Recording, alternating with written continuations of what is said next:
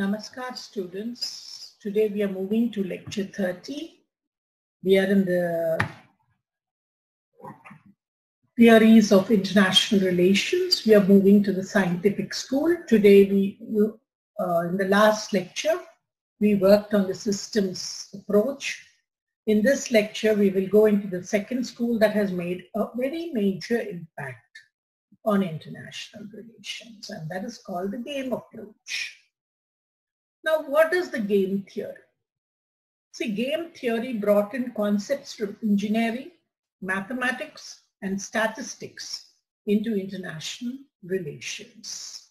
Game theory is the study of mathematical models of strategic interaction among rational decision makers. It has applications in all fields of social science as well as in logic, systems science, and computer science.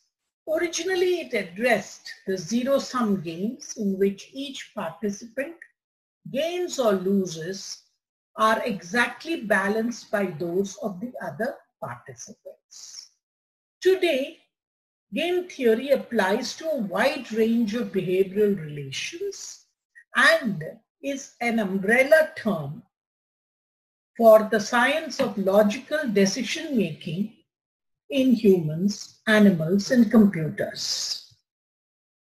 Game theory is one of the most popular and basic game theory strategies in international relations that we use is called the prisoner's dilemma. The concept explores the decision-making strategy taken by two individuals who, by acting in their own individual best interest, end up with worse outcomes than if they had cooperated with each other in the first place. Game theory is a theoretical framework to conceive social situations among competing players and produce optimal decision-making of independent and competing actors in a strategic setting. What are the strategies that are used by game theory? Therefore, on the basis of outcomes, the strategies of game theory are classified as pure and mixed strategies. Dominant and dominated strategies, minimax strategy, and maximum strategy. Apart from this, a player may also adopt a strategy that provides him her minimum loss. Therefore, on the basis of outcome, the strategies of the game theory are classified as pure and mixed strategies. Dominant and dominated strategies, minimax strategy, and maximum strategy. Let us discuss these strategies in detail. What are pure and mixed strategies? In a pure strategy, players adopt a strategy that provides the best payoffs. In other words, a pure strategy is the one that provides maximum profit or the best outcome to players. Therefore, it is regarded as the best strategy for every player of the game. This is because of both of them increase the prices of their products, and then they can earn maximum profits. However, in one of the organization increases the prices of the products, then it would have losses also. So in a pure strategy for organizations, see, this is also used in public administration, please understand. On the other hand, a mixed strategy, people adopt different strategies to get to the possible outcome. For example, in cricket, a bowler cannot throw the same type of ball every time because it makes the batsman aware of the type of the ball. In such a case, the batsman may make more runs. However, if the bowler throws the ball differently every time, then it can make the batsman puzzled about the type of the ball and he would be getting next time. A dominant strategy, so mixed strategy is where you mix different types of strategies to get a particular outcome. A dominant strategy is the one that for an organization or a player is influenced by the strategies of other organizations and players. Let us understand the dominant strategy with the help of an example. While analyzing games, the player who has adopted the dominant strategy is identified, and then the strategies of other players in the game are judged on the basis of the dominant strategy. However, the existence of the dominant strategy in every game is not possible. On the other hand, a dominated strategy is the one that provides players the least payoff as compared to other strategies in a game. In the analysis of game theory, dominated strategies are identified. They can be eliminated from the game. Understand the dominant strategy with the help of an example. Suppose in a football match, the aim of the offense team is to maximize its goals, while that of the defense team is to minimize the offense's goals. Now assume that there are only 2 plays left and the ball is with the offense team. In this case, the offense team would adopt 2 strategies. One is to run and another is to pass. On the other hand, defense team would have 3 strategies. One is to defend against running, defend against pass through linebackers, and defend against pass through quarterback blitz. As we know, the main aim of every organization is to earn maximum profits. However, in the highly competitive market, such as oligopoly, organizations strive to reduce the risk factor. This is done by adopting the strategy that increases the probability of minimum outcomes. Such a strategy is termed as maximum strategy. In other words, maximum strategy is the one in which a player or organization maximizes the probability of minimum profit so that the degree of risk can be reduced. Now, what is a minimax strategy? Minimax strategy is the one in which the main objective of a player is to minimize the loss and maximize the profit. It is a type of mixed strategy, therefore a player can adopt multiple strategies. It can be applied to complex as well as simple decision-making process. Anatole Rapoport. He is one of the major political scientists who is associated with the game theory, especially, as I told you, the most important game called the prisoner's dilemma. Ukrainian-Russian, was an American mathematical psychologist. He contributed to general systems theory, to mathematical biology, and to mathematical modeling of social interaction and scholastic models of contagion. Rapoport contributed to general systems theory, to mathematical biology, and the mathematical modeling of social interaction. He combined his mathematical expertise with psychological insights into the study of game theory, social networks, and semantics. Rapoport extended these to understand into studies of psychological conflicts dealing with nuclear disarmament and international politics. His autobiography, Certainties and Doubts, A Philosophy of Life, was published in 2001. An article celebrating his legacy and thinking includes a career overview alongside testimonials by scholars and family that provide a glimpse of Anatole Rapoport, the person and the scientist. His work. Rapoport had a versatile mind, working in mathematics, psychology, biology, game theory, social network analysis, and peace and conflict studies. For example, he pioneered in the theory of parasitism and symbiosis, researching cybernetic theory. This went on to give a conceptual basis for his lifelong work on conflict and cooperation. Among many other well-known books of fights, games, and violence and peace, Rapoport was the author of over 300 articles and of two-person game theory and n-person game theory. He analyzed contests in which there were more than two sets of conflicting interests, such as war, diplomacy, poker, or bargaining. His work led him to peace research, including works on the origins of violence and peace, an idea whose time has come. Social networks. Rapoport is also the originator of the theory behind the interpretation of social networks, which pertains to the extent to which a network deviates from the random base model. He introduced what is now known as preferential attachment mechanism in biased networks. It is a scholastic process that involves connected nodes that snowball into more connections. Rapoport also published an article that outlined a probabilistic approach to animal sociology, which is one of the earliest efforts at modeling simple social structures. Prisoner's dilemma. The prisoner's dilemma is a decision-making analysis in which two individuals acting in their own self-interest to produce the optimal outcome. The typical prisoner's dilemma is set up in such a way that both parties choose to protect themselves at the expense of the other participant. In game theory, there are two kinds of strategic dominance.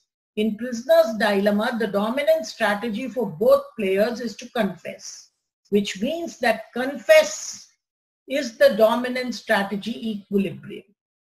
Even if this equilibrium is not a Pareto optimal equilibrium. Tit for tat strategy. Anatole Rapoport and Rapoport's contribution span scientific disciplines and the application of mathematical models to biology and the social sciences, alongside meta-theoretical work bridging semantics, ethics, and philosophy. Known for formulating the tit for tat strategy, his approach to game theory reflected a nuanced understanding of knowledge, wisdom, and ethics. The differences, for example, between modeling behavior, what works as an algorithm in a structured game, and solving complex human social interactions. Of late, algorithms have become very important. They've also become political. So I'm reminded of what George Orwell said, that all issues are political issues. And politics itself is a mass of lies, evasions, folly, hatred, and schizophrenia. When the general atmosphere is bad, language must suffer. So now when he was talking about world peace, he said, while developing a science of human conflict, Rapoport focused on simple ideas to promote cooperation. His ultimate goal was to foster world peace. A career overview alongside testimonials by scholars and family provide a glimpse of Anatole Rapoport, the scientist and the person. The legacy and thinking of Anatole Rapoport continue to resonate and reverberate today whenever we conduct rigorous scholarship towards transforming conflict into peaceful harmony, whether among people or nations. So if you see very clearly, in the prisoner's dilemma is the one that has stood as the main contribution from Anatole Rapoport. It is argued that the present dangerous situation has arisen from that there is a lack of trust among nations, particularly among adversaries. Game models like Prisoner's Dilemma is instructive because they point up precisely why lack of trust leads to outcomes that are bad for both sides. Lack of trust is not the whole story. The main trouble lies in the mistaken belief that rational choices are those that seem to be in one's own interest. The notion of national interest is based on this idea. As we have seen, the choice of D in Prisoner's Dilemma seems eminently rational, since it leads to a payoff that is larger than the payoff associated with C, regardless on how the co-player chooses. Yet the reasoning leads to an outcome that is bad for both. Non-zero-sum game. The tit-for-tat algorithm reflected Rapoport's deep understanding of non-zero-sum games and his beliefs about people and the pursuit of cooperation. Rapoport cautioned about the pitfalls of the rationality that is based on self-interest. The lesson drawn from the experiment sounds paradox. In weakness, there is strength. Tit-for-tat strategy seems weak because it can't beat any other strategy. But the strong ones beat each other when it comes out to the winner. The relevance of this lesson to the present international situation should be evident. Conventional wisdom has it that the stronger a country is militarily, the more secure. This simplistic idea is what drives arms races. If being stronger than B makes A secure, then being stronger than A makes B secure. As a result, each country tries to be stronger and the other grows stronger and each gets less secure. Today, the destructive power of the global arsenal of thousands of times greater than it was 40 years ago, or what we call the overkill aspects, meaning you have so many nuclear weapons that you can kill the entire earth several times over. Hardly anyone would argue that everyone is thousands of times more secure than 40 years ago. Prisoner's dilemma provides a simple dramatic demonstration of the sort of thinking that must be changed in the nuclear age. The manner of thinking that continues to identify rationality with the pursuit of self-interest. Entrenched in the world of power politics, this manner of thinking now threatens the human race with extinction. At present, game theory has, in my opinion, two important uses, neither of them related to games nor to conflict directly. Characteristics. First, game theory stimulates us to think about a conflict in a novel way. Second, game theory leads to some genuine impasses, that is, to situations where its axiomatic base is shown to be insufficient for dealing even theoretically with certain types of conflict situations. These impasses set up tensions in the minds of people who care. They must therefore look around for other frameworks into which conflict situations can be cast. Thus, the impact is made on our thinking processes themselves rather than on the actual content of knowledge. Behavior in a game stimulating brinkmanship and appeasement is a function of varying parameters in game as and over time trends. In game theory and economic theory, zero-sum game is a mathematical representation of a situation in which each participant's gain or loss of utility is exactly balanced by the losses and gains of the utility of the other participants. Meaning, if A wins, B loses. If B wins, A loses. If the total gains of the participants are added up and the total losses are subtracted, they will sum to zero. Thus, cutting a cake where taking a larger piece reduces the amount of cake available to others as much as it increases the amount available for that taker is a zero-sum game if all participants value each unit of the cake equally.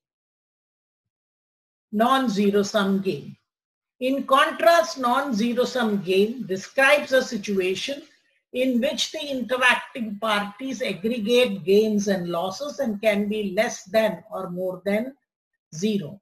A zero-sum game is also called a strictly competitive game, while non-zero-sum games can be either competitive or non-competitive. Zero-sum games are often solved with the minimax theorem, which is closely related to linear programming duality or with Nash's equilibrium. Many people have a cognitive bias towards seeing situations as zero-sum, known as zero-sum bias.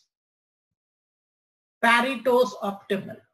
The zero-sum property, if one gains, another loses, means that any result of a zero-sum situation is a Pareto or optimal. Zero-sum games are specific example of constant sum games where the sum of each outcome is always zero.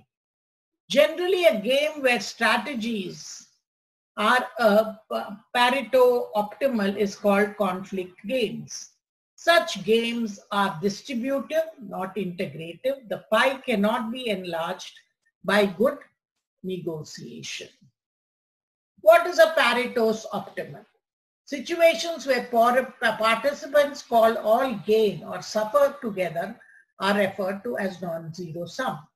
Thus, a country with an excess of bananas trading with another country for their exchange with apples, where both benefit from the transfer, is a non-zero sum situation. Other non-zero sum games are games in which the sum of gains and losses by the players are sometimes more or less than what they began with. The idea of Pareto's optimal payoff in a zero-sum game gives rise to a generalized relative selfish rationality standard, the punishing the opponent standard, where both players always seek to minimize the opponent's payoff at a favorable cost to himself rather than prefer more than less.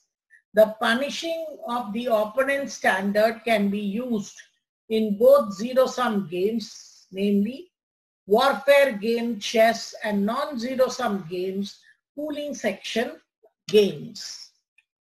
Zero-sum games. See here, zero-sum, we have put it in these figures. Zero-sum games is I win or you win. Non-zero sum game is we both win. See how the circles are overlapping. Synergy is what? Our win is bigger than my win and your win. Right? Non-zero sum game is the area of overlapping interest, win-win. We are partners, we win or lose together.